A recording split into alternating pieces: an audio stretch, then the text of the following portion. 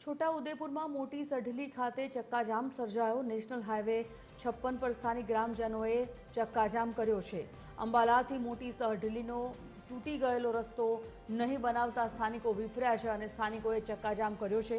જૂનો રસ્તો ન બનાવતા ગ્રામજનોએ આક્રોશમાં આવીને ચક્કાજામ કર્યો। સ્થાનિક લોકોની માંગણી ન સંતોષાતા લોકોએ રસ્તો જામ કર્યો છે।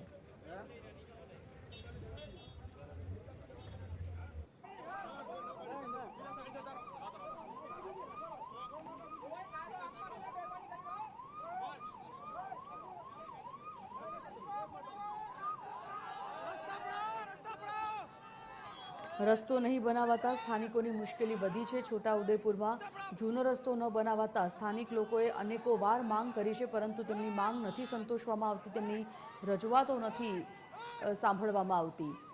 સઢલી છોટાઉદેપુરના સઢલી ખાતે આ ચક્કાજામ કરવામાં આવ્યો છે। રોડ રસ્તાઓ પર ભેગા થઈ અને રોડ રોકી રાખ્યો છે।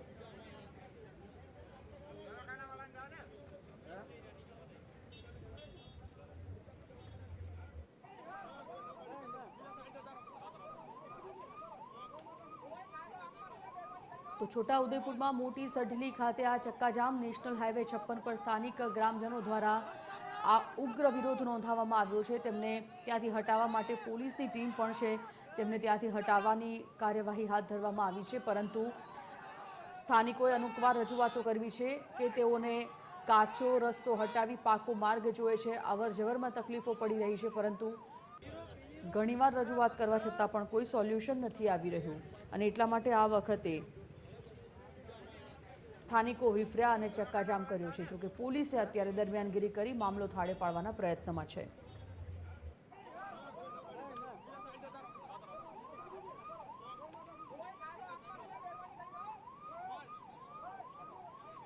જૂનો રસ્તો ન બનાવાતા ગ્રામજનોએ ચક્કાજામ કર્યો। નેશનલ હાઈવે 56 સ્થાનિક લોકોની માંગણી ન સંતોષાતા રસ્તો રોકી રાખ્યો છે।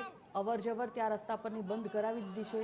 મોટી સઢલી ખાતે આ ચક્કાજામ કરવામાં આવ્યો છે। પોલીસને જાણ થતાની સાથે પોલીસ પણ આવી ગઈ છે ત્યાં સ્થળ પર અને આ તમામ ટોળાને વિખેરવાનો પ્રયત્ન કરી રહી છે પોલીસ, પરંતુ જે લોકો આક્રોશમાં છે, જે લોકો પોતાની રજૂઆત કર્યા છતાં પણ ન સાંભળવામાં આવતી હોવાની ફરિયાદ કરી રહ્યા છે, તે લોકોનું કહેવું છે કે ઘણા સમયથી આ રસ્તા રિપેરિંગ માટે, રસ્તા બનાવવા માટેની રજૂઆત કરવામાં આવી છે, પરંતુ આ પ્રકારની કોઈ પણ રજૂઆત સત્તાધીશો દ્વારા સાંભળવામાં નથી આવી રહી। પોલીસે હાલ તો આ ટોળાને વિખેરવા માટે, આ રસ્તો ખાલી કરાવવા માટે, રાબેતા મુજબ કરાવવા માટેની કામગીરી હાથ ધરી છે। પોલીસની ટીમ અત્યારે આવી અને આ તમામ લોકોને હટાવી રહી છે। પોલીસ સાથે પણ આ સ્થાનિકોનું ઘર્ષણ થયું છે, પરંતુ પોલીસની કામગીરીમાં ક્યાંક ને ક્યાંક વિક્ષેપ બની રહ્યા છે ગ્રામજનો।